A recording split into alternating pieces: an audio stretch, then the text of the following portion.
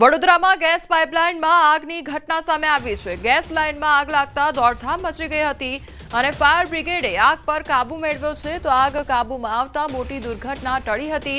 ઘટનામાં કોઈ જાનહાનિ સર્જાઈ નથી તો પાઇપલાઇનમાંથી ગેસ લીકેજના કારણે આગ લાગ્યાનું અનુમાન લગાવવામાં આવી રહ્યું છે।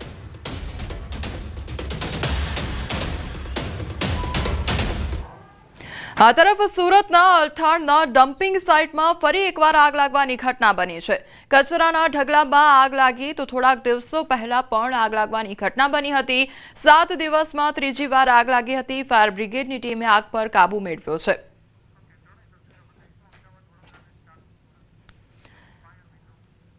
તો એક તરફ દિવાળીનો તહેવાર ચાલી રહ્યો છે અને બીજી તરફ આગ લાગવાની ઘટનાઓ સામે આવી રહી છે। આગ લાગવાનો જે સિલસિલો છે તે યથાવત જોવા મળી રહ્યો છે। એક તરફ અમદાવાદની તસવીર, એક તરફ વડોદરા અને એક તરફ સુરતની એ ઘટના કે જ્યાં આગ લાગવાની ઘટના બની છે। અમદાવાદમાં 5 દુકાનમાં ભીષણ આગ લાગી હતી અને વહેલી સવારે આગ લાગતા અફરાતફરીનો માહોલ સર્જાઈ ગયો હતો। તો બીજી તરફ વડોદરાના એ દ્રશ્યો કે જ્યાં ગેસ લાઇનમાં આગ લાગવાની ઘટના બની હતી તો ફાયર ફાઇટરની ટીમ ઘટનાસ્થળે દોડી આવી અને આગ પર કાબુ મેળવવાનો પ્રયાસ હાથ ધરવામાં આવ્યો હતો। તો સુરતની એ તસવીર કે જ્યાં ડમ્પિંગ સાઇટ આવેલી હતી તેમાં આગ લાગવાની ઘટના બની છે।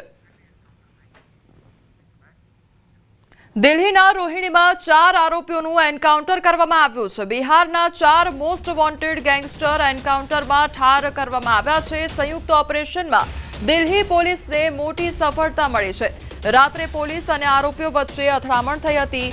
બહાદુર શાહ માર્ગ પર ગોળીબાર થયો અને બિહારમાં ચૂંટણી પહેલા મોટો કાંડ કરવાની તૈયારીમાં હતી આ સિગ્મા ગેંગ। તો દિલ્હી પોલીસે બિહારના 4 મોસ્ટ વોન્ટેડ ગેંગસ્ટરોને એન્કાઉન્ટરમાં ઠાર કર્યા છે।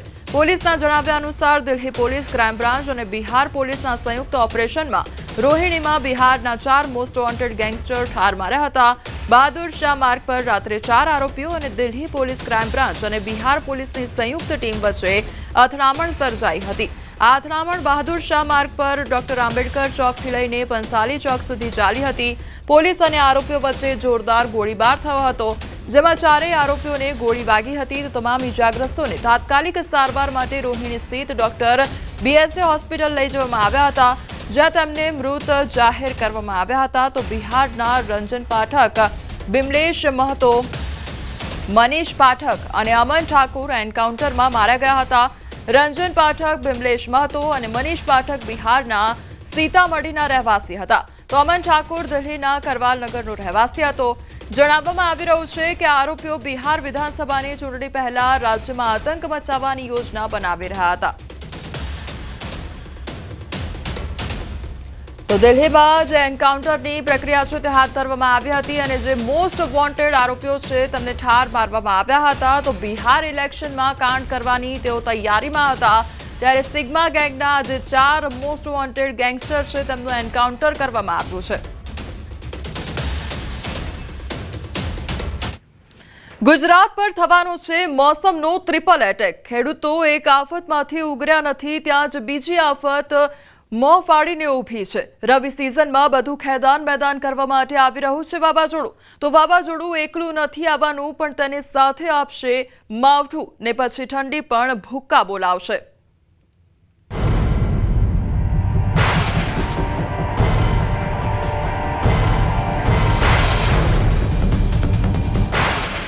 ગુજરાતીઓનું નવું વર્ષ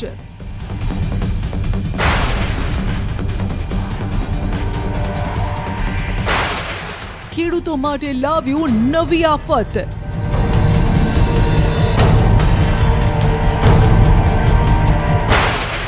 અંબાલાલ પટેલે કરી નવા વર્ષની ડરામણી આગાહી। નવા વર્ષની શરૂઆતમાં પણ હજુ વાદળવાયું આવવાની શક્યતા રહેશે। દિવાળી બાદ બેસતા વર્ષની શરૂઆતમાં પણ વાદળવાયું આવવાની શક્યતા રહેશે। ઉડી જશે છાપરા, તૂટી જશે કાચા મકાનો કારણ કે 150 કિલોમીટરની ઝડપે ફૂંકાશે પવન। અરબ સાગરમાં જે હલચલ છે તે હલચલના કારણે લગભગ આ માસના અંત સુધીમાં એક ભારે સિસ્ટમ બનશે અને એક ચક્રવાતમાં તબદીલ થવાની શક્યતા રહેશે। વાવાઝોડું અને વરસાદ બગાડશે બાજી। બંગાળના ઉપસાગરનો ભેજ અને અરબ સાગરના ભેજના કારણે હમણાં લગભગ બેસતા વર્ષની શરૂઆત સુધીમાં પણ દક્ષિણ ગુજરાતના ભાગોમાં અને મધ્ય ગુજરાતના ભાગોમાં ક્યાંક વરસાદ થવાની શક્યતા રહેશે. ખાસ કરીને દક્ષિણ ગુજરાતના ભાગોમાં વરસાદ થવાની શક્યતા રહેશે. દક્ષિણ ગુજરાત પર આવી રહી છે કમોસમી વરસાદની ઘાત, માટે કહીએ છીએ સાચવજો. કારણ કે આમ તો નવું વર્ષ નવા ઉમંગ, ઉત્સાહ અને આશા સાથે આવતું હોય છે, પરંતુ નવા વર્ષની શરૂઆત આ વખતે પાણીની ઘાતથી થવાની છે. જો કે રાજ્યમાં છેલ્લા 2 દિવસથી ગમે ત્યારે વાદળછાયું વાતાવરણ સર્જાઈ જાય છે અને હવે તો અંબાલાલ પટેલે પણ આગાહી કરી લીધી છે કે નવા વર્ષે ખેડૂતોને આ કુદરત ઝપવા નહીં દે. આ વર્ષમાં પણ સતત માવઠા આવતા રહ્યા. ચોમાસામાં પણ અવિરત વરસેલા વરસાદે ખેડૂતોની હાલત બગાડી દીધી. ખેતરોના ખેતરો પાણીમાં સમાઈ ગયા. ક્યાંક જમીનો ધોવાઈ ગઈ તો ક્યાંક આખી સિઝન ખેડૂતોની નષ્ટ ગઈ. ત્યારે ફરી એક વખત થતી વરસાદની આગાહીએ ખેડૂતોને ડરાવી દીધા છે. કારણ કે આ વખતે માત્ર વરસાદ જ નહીં થાય, પરંતુ વાવાઝોડું પણ આવશે જે વરસાદને ખેંચીને લાવશે. માટે કહીએ છે ઓક્ટોબરનો અંત રહેશે માવઠાવાળો. દક્ષિણ ગુજરાત અને સૌરાષ્ટ્ર વાસીઓ ખાસ સાચવજો. જો કે આ ચક્રવાત અતિ ભારે હોવાની શક્યતા નથી, પણ આ ચક્રવાતના અસરના લીધે ગુજરાતમાં વરસાદ થવાની શક્યતા રહેશે. લગભગ પશ્ચિમ સૌરાષ્ટ્રના ભાગો અને પશ્ચિમ ઉત્તર સૌરાષ્ટ્રના ભાગોમાં વરસાદ થવાની શક્યતા રહેશે. વલસાડ જિલ્લામાં વરસાદી માહોલ જોવા મળી રહ્યો છે. વરસાદી નવા વર્ષની મજા બગાડી દીધી છે. તો વાપી સહિત સમગ્ર વલસાડ જિલ્લામાં નવા વર્ષની ધામપૂર્વક ઉજવણી થઈ રહી હતી.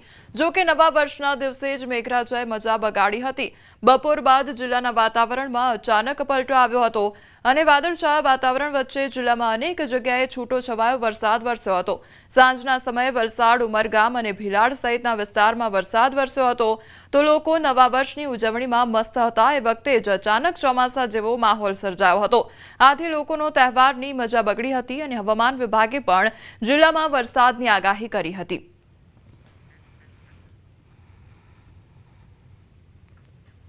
તો સુરત જિલ્લામાં શિયાળાના આગમન વેળાએ ચોમાસા જેવો માહોલ સર્જાયો છે. ઉમરપાડા તાલુકાના ગ્રામ્ય વિસ્તારોમાં કમોસમી વરસાદ વરસ્યો. ઉમરપાડાના કેવડી, ઉમરગોટ, વાડી સહિતના વિસ્તારોમાં વરસાદ ખાબક્યો. કમોસમી વરસાદને લઈને ખેડૂતો ચિંતામાં મુકાયા. તો હવામાન ખાતા દ્વારા હજુ પણ કમોસમી વરસાદ થશે તેવી આગાહી કરવામાં આવી છે. ભરૂચના હાંસોડ તાલુકામાં નવા વર્ષે કમોસમી વરસાદ વરસ્યો છે. જૂના, ઓભા સહિતના અનેક ગામોમાં કમોસમી વરસાદ વરસ્યો. કમોસમી વરસાદ વરસતા ખેડૂતોને ભારે નુકસાન વેઠવું પડ્યું છે. અચાનક પડેલા વરસાદથી ખેડૂતોએ રસ્તા પર સૂકવેલ ડાંગર પલળી ગઈ. તો પાછલા દિવસોના વરસાદના કારણે ખેતરો પૂરતા સુકાયા ન હોવાથી ખેડૂતોએ ડાંગર રસ્તા પર સૂકવવા માટે મૂકી હતી, પરંતુ અચાનક પડેલા વરસાદથી તે ડાંગર પલળી, જેના કારણે ખેડૂતોમાં ચિંતાનું મોજું ફરી વળ્યું હતું. તો વરસાદ શરૂ થતાં જ ખેડૂતો પોતાના પાકને બચાવવા દોડધામમાં લાગી ગયા હતા.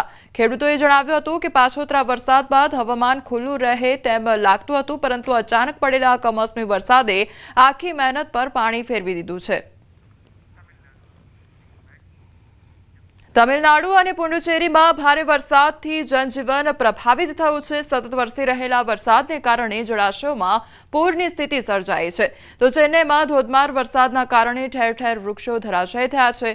છેલ્લા 24 કલાકથી સતત પડી રહેલા ભારે વરસાદને કારણે રાજ્યના અનેક શહેરોમાં પરિસ્થિતિ વધુ વણસી ગઈ છે. હવામાન વિભાગની આગાહી પ્રમાણે હજુ પણ જિલ્લામાં ધોધમાર વરસાદ વરસવાની શક્યતા. તો વરસાદને કારણે મેટુર ડેમ ભયજનક સપાટી પર વહી રહ્યો છે, જેના કારણે કાવેરી નદીમાં 35,000 ક્યુસેક પાણી છોડાયું. તો સુરક્ષાના ભાગરૂપે સેલમ અને ઈરોડ જિલ્લાઓને જોડતી પુલમપટ્ટી ફેરી સેવા તાત્કાલિક બંધ કરાઈ છે. તો ભારે વરસાદને કારણે શાળાઓ અને કોલેજોમાં પણ રજા જાહેર કરવામાં આવી હતી.